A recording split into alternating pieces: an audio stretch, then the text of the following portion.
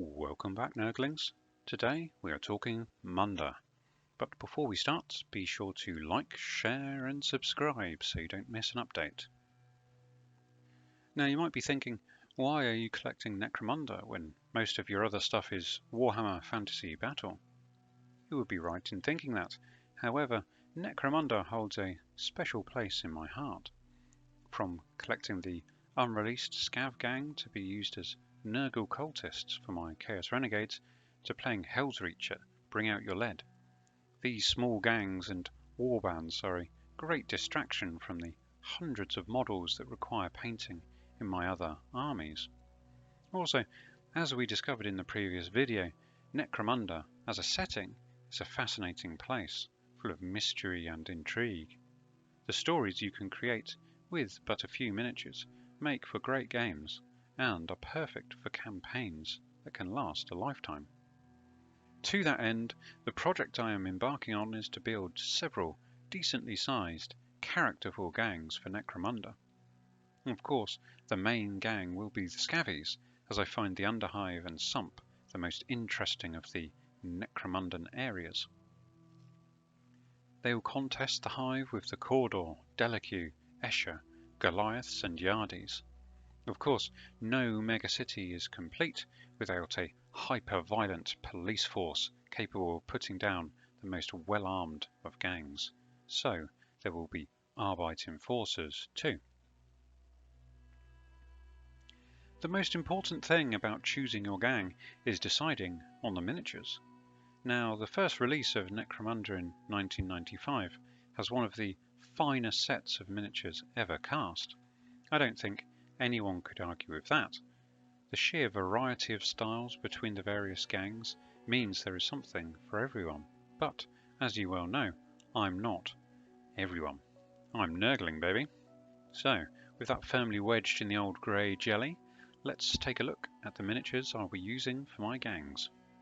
Not content with running one Scavvy gang, I will be building three. The first, of course, is the unreleased Scav gang, with some hangers-on and characters that can move between the gangs as the credits are offered. This gang is led by the Scavvy King, a dastardly leader and would-be regent of Hellsreach, the unreleased Scavs, and a confrontation Scav as the driver. He is ably supported in his endeavours by Redwart, who is a proxy model from Reaper Dark Legends, plus a couple of random zombies from another manufacturer. They also have the services of a minor Scav boss and Corvandius, an Inquisitor scale Ogryn proxy. The team have a variety of 172 scale vehicles to cart them into battle, namely a brown truck for the King and his gangers, a white cruiser for Redwart and his scum, and a dilapidated ambulance for the minor Scav boss and Corvandius. The second gang is led by the Slum King, another would-be ruler of the wastes. He is a Warzone Mutant Chronicles Dark Legion character with a hand swap. His beautiful wife, Superb, accompanies him into battle. She is a repurposed Mad Donna miniature, plus his deformed son, Boy, who carries weaponry and spare ammunition for his deranged parents. The Slum King's troop is made up of predominantly heavily armed gangers from Cobblestone Casting's Future Wars, which are very similar in style to Wargames Foundry's Street Violence collection. The gang is assisted by Ploppy the Slopper, the gang chef, and a mysterious naked bounty hunter called I, toting a crossbow. They run a huge 172 scale flatbed truck which hauls the whole gang to war. All in all, they're a pretty odd bunch, even by Scav standards. The final group of Scavs is a classic Necromundan Scavvy gang led by a minor Scav boss, and is made up of the full release of 1995 Scavies. I haven't got any vehicles for this gang, as they haven't had any outings into the Underhive yet. If required, I would probably use the other gang's vehicles as necessary. The 3 scav gangs have access to a variety of supporting personalities, the first being a strange Beastmaster who comes complete with some alternative armies jellyfish. Not overly sure if he follows them around the battlefield or if he actually has some measure of control over them. There is of course the infamous Karloff Veloy and his zombies, a powerful ally to have deep in the Underhive. Finally, there's a roaming creature from the sump, some kind of weird mutated beast that can be coaxed into battle. The 1995 Cawdor gang was the first gang I got back in the later 90s. I always loved their style and fanatical look. Back in the day I only had the original gang box with the hooded leader, heavy stubber guy and a few gangers and dudes, but now I've souped the gang up to the full Cawdor release, supported by a bounty hunter, pyromaniac, a couple of redemptionist fanatics with close combat weapons, and a redemptionist high priest to give them some religious support. Finally, they have a Beastmaster made from a converted Juve with a banner pole, leading some mutated rats from the Skaven Doomwheel set. Overall, nothing too drastic or off-kilter with this gang. Now we are getting into more elite collecting. The Escher are made from a few different blisters of the excellent Wargames Foundry's Street Violence collection. Basically, they are a dominatrix and her crew, some street gals, and a couple of punk chicks, all rolled up into a Necromundan gang.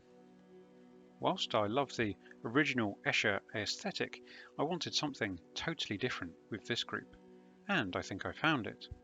If a little more firepower is needed, I imagine they could make able use of a couple of the Slum King's heavily armed gangers, and maybe superb using her alter ego of Mad Donna. Delaque. Delacroix? No idea. I'm sure you have violent opposition to however you are supposed to pronounce this gang. This gang is led by an original 1995 Necromunda Delaque ganger with a shotgun. He's my favourite of the release, and I wanted to have him in the gang as the leader. The rest of the gangers are made up from the Heresy Miniatures gang collection, which I suspect are somewhat inspired by the aforementioned, plus a dash of the Matrix in their posing. You'll notice most of the gangs have access to some kind of Beastmaster, so why not this one? Here's a chunky 1995 Necromundan Metal Beastmaster, and I'm still trying to decide what creatures to give him. I chose the chap with a nice pair of specs to keep him in style with the rest of the gang.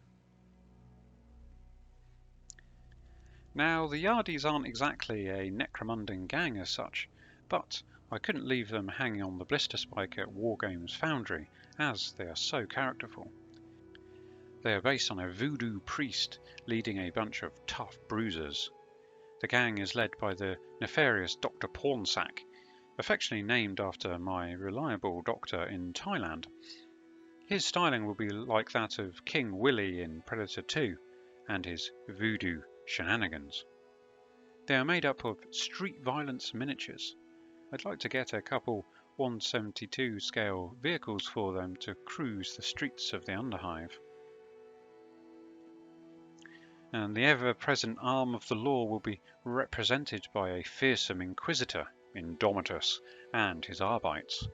I don't know where I found the canine miniature, but he serves as the Inquisitor's faithful servant. Indomitus is supported by some serious backup in the form of crisis suits and a SWAT team from Cobblestone Casting, and a variety of beat cops with autoguns, auto pistols, and shotguns from the Wargames Foundry's Street Violence line of miniatures.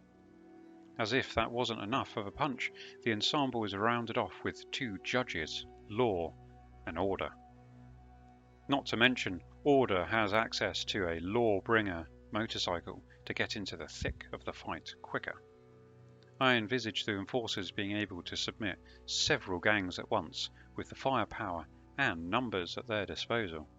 However, I do admit they are a bit too slow for some of the more well-equipped gangs, so they will need some 1-72 die-cast cop cars to get them around the battlefield.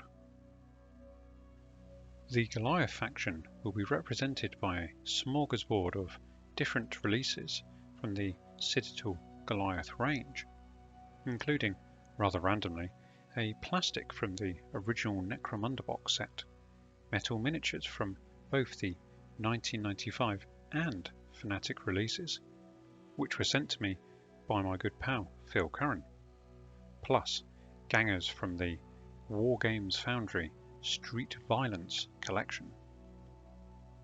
Naturally, they'll need some kind of mining equipment and might well be served by an aptly named Goliath truck or rock grinder, either of which would be perfect.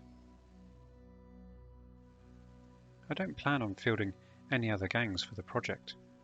Regarding Vansar, I don't really like the miniatures as I think they are a bit too like Eldar for my style. The Orlocks are like light Goliaths in my opinion, so a bit of a bore. I mean, why have slightly muscly guys with bandanas when you could have very muscly guys with mohawks? Enough said. I have a couple of Spirers, namely a Malkadon and Aurus, but no plans to get the others, so they might just do. For the Redemptionists, I view the Cawdor as pretty much under the sway of the Cult of Redemption in this timeline. They have access to a priest and a couple of fanatics, so that should be fine. Ratskins won't be making an appearance, and neither will the Ash Waste Nomads, unless some brave soul decides to drop them in my lap, and then I would make the most of them. But for now, I think I've got enough to be getting on with for a decent-sized project. With 9 gangs, 3 of which are scavvies, I think that's a competitive selection of gangs to play with going forwards. Well, that's enough of that rotten old rubbish. I hope you enjoyed venturing into the Underhive with me, and you learned a bit about this much-loved game. Be sure to drop a comment and a sub below, and I'll catch you on the next one.